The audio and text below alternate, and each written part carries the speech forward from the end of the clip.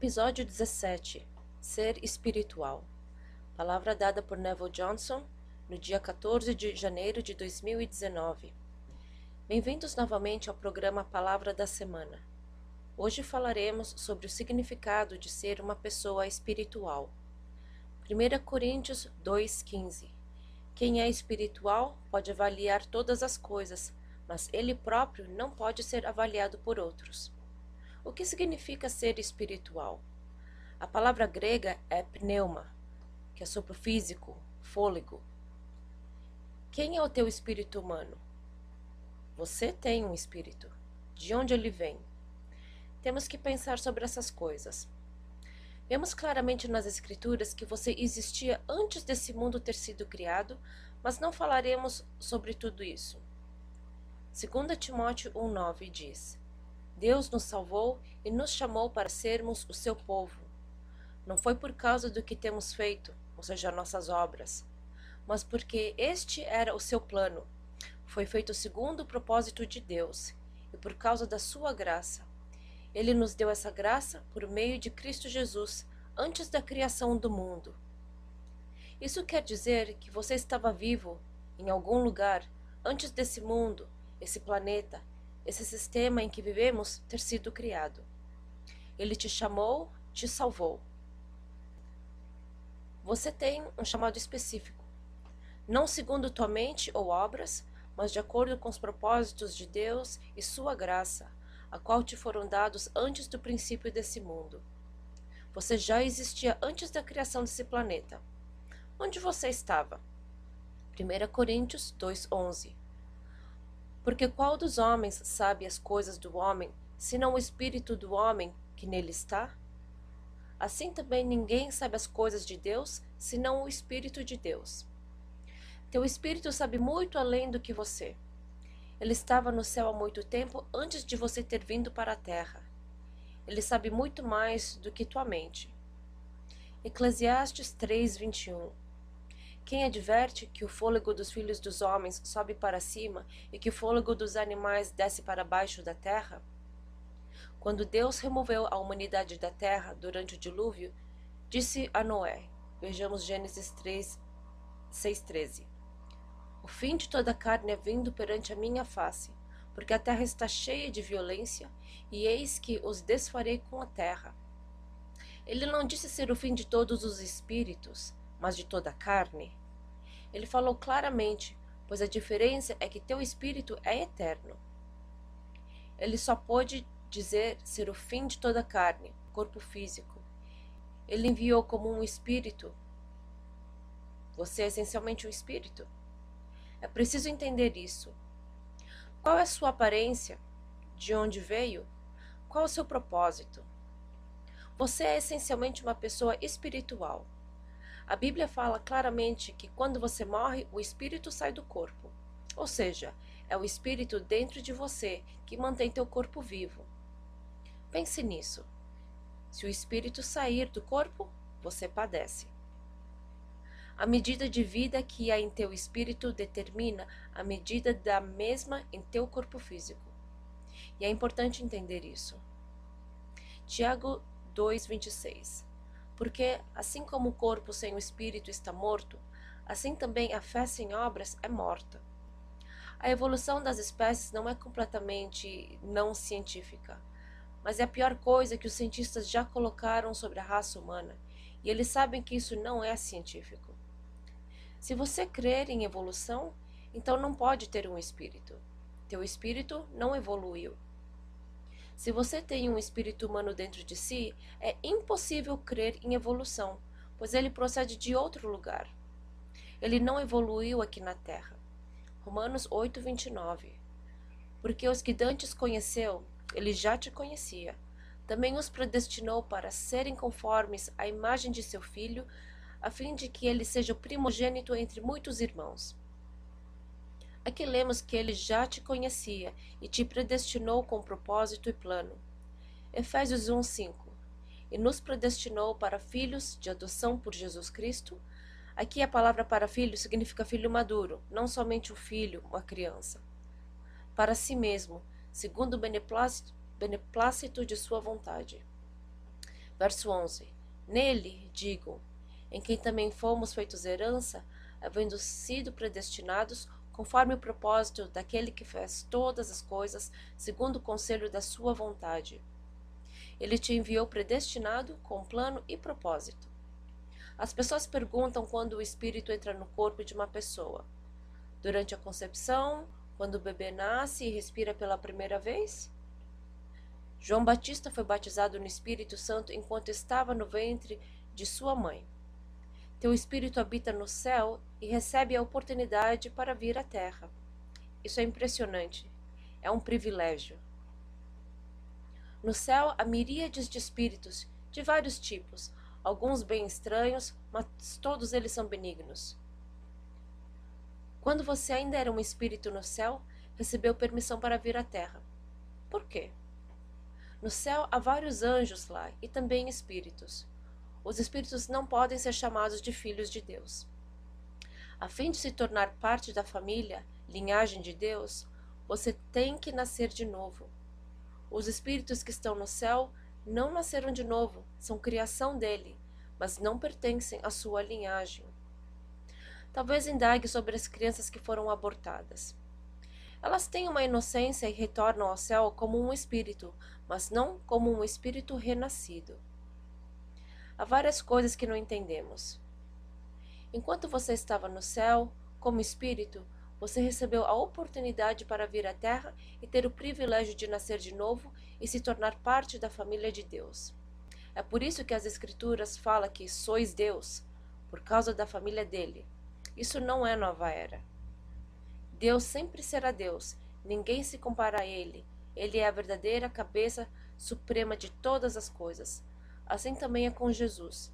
Ele nos predestinou para a adoção de filhos maduros por Jesus Cristo. A pessoa precisa nascer de novo para se tornar parte da família de Deus. É uma oportunidade tremenda. Isso se chama uma nova criação. Os anjos não têm isso. Eles têm existido por muito tempo. Mas estamos falando sobre uma nova criação que nunca foi vista na Terra até o dia que nasceram de novo. Não há qualquer coisa semelhante a essa criação em qualquer parte do universo. Em primeiro lugar, somos seres espirituais. A Bíblia diz que aquele que é espiritual discerne todas as coisas. Por quê? Porque essa pessoa vive e age baseada em seu espírito. Somos uma espécie complicada. Temos um corpo físico, alma e espírito. A maioria dos cristãos vivem baseados em sua mente, alma, emoções e vontade própria. Alguns vivem baseados no corpo físico, fome, sexo e autopreservação. A maioria dos cristãos vive na Terra baseados em uma mistura dessas coisas. Mas o que é espiritual vive pelo Espírito. Como fazer isso? Primordialmente, você é um espírito e vive em um corpo físico que tem uma alma. Se teu espírito saísse do teu corpo, você veria todo o reino espiritual, os anjos, demônios, etc. Isso aconteceria se você morresse e o espírito saísse. Por que não podemos vê-lo enquanto o espírito está dentro de nós? Somos um espírito residindo em um corpo físico, vestidos com uma alma, mas não vivemos no nível do espírito. Teu espírito é o verdadeiro ser. Ele existe há muito mais tempo do que teu corpo físico. Existe antes da existência desse mundo. O mundo espiritual é mais real do que esse mundo em que vivemos. O truque é aprender a viver em ambos os reinos ao mesmo tempo, ou seja, o físico e o espiritual. A Bíblia diz que nossa mente natural é inimiga de Deus. Essas palavras são fortes. Romanos 8:7. Porquanto a inclinação da carne é inimizade contra Deus, pois não é sujeita à lei de Deus, nem, em verdade, o pode ser. Ou seja, aqueles que vivem baseados na alma, no corpo físico, não podem agradar a Deus. Verso 8. Portanto, os que estão na carne não podem agradar a Deus. Pois a mente natural, emoções, desejos físicos, de fome, necessidade para dormir, sexo e tudo que serve seu próprio ser dominam tudo. O que é espiritual vive do espírito. A maioria dos cristãos nem estão cientes de seu espírito. A mente natural domina o dia inteiro. Aquele que é espiritual está ciente de seu espírito e por isso pode julgar, discernir todas as coisas. Adão tinha tudo integrado: corpo, alma e espírito. Era um ser humano integrado e podia ver tanto o céu como o reino físico. Tudo estava integrado. Ele podia escolher ver o céu ou o reino físico. No jardim, ele podia ouvir a voz e os passos de Deus.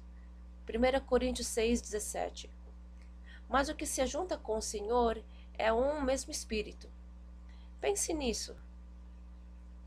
Quando nos juntamos, somos um único espírito com Deus. É por isso que você tem a mente de Cristo localizada em teu espírito. O problema é trazê-la para a nossa mente, para que possamos entender a mente de Cristo.